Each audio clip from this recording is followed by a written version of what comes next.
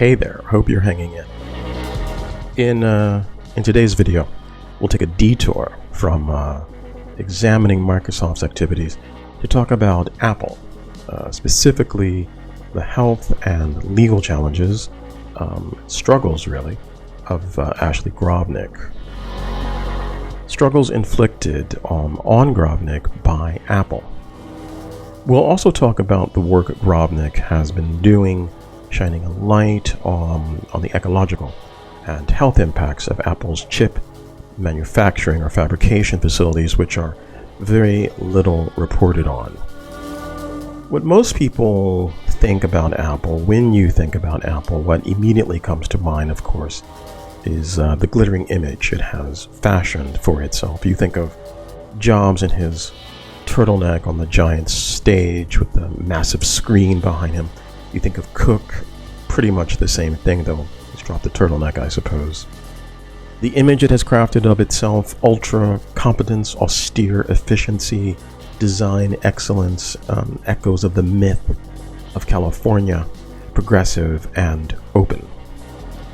But of course, Apple is a corporation. It operates according to the rules of capitalist political economy and also the power imperatives of capitalist enterprises, which is an imperialist disdain for people's lives, because profit is, as the old German saying goes, über alles.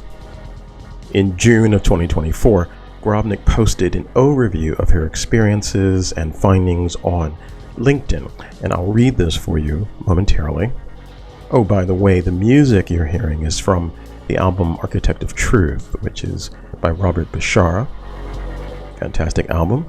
The song is Whiplash, and I'll have a link to this and everything else we're talking about in the show description. So, see you soon.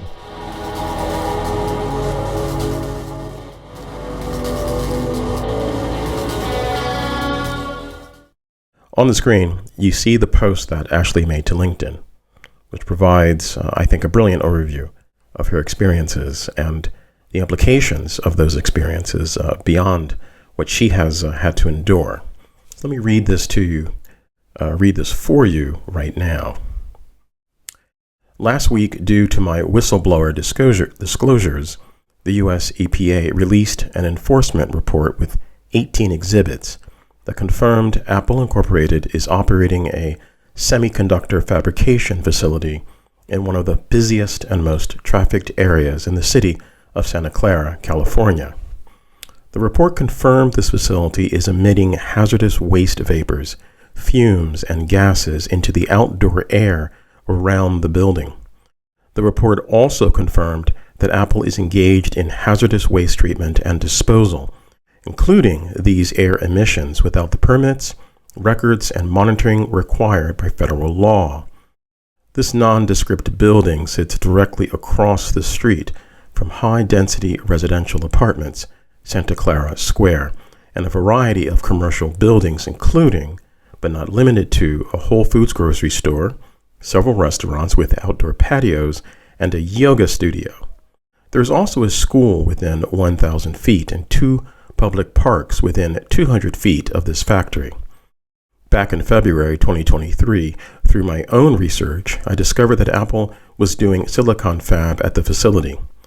I spent several months researching further, gathering records, speaking with agencies, and drafting a formal complaint. Because of all the evidence and information I gathered, I was able to successfully trigger a US EPA RCRA compliance and enforcement investigation, which then led to at least 3 on-site inspections. As described in the report, US EPA found at least 19 unique violations of RCRA during these inspections. Semiconductor fab is one of the most dangerous types of manufacturing in history for the workers inside the plant and also for the people and environment outside the plant. I became seriously ill while living at those apartments several years ago, and the illness was diagnosed by chemical exposure doctors as exposure to industrial chemicals from an unknown source. I went public about it, and additional victims promptly came forward. It's clear now what the source was: It's unclear how many people were exposed and injured by Apple's illegal manufacturing operations. I am lobbying for involvement from the Department of Public Health to investigate the extent of the damage Apple has caused to probably thousands of human lives. There is also a question of harm to the environment and harm to the properties of all the homes and small businesses surrounding this factory.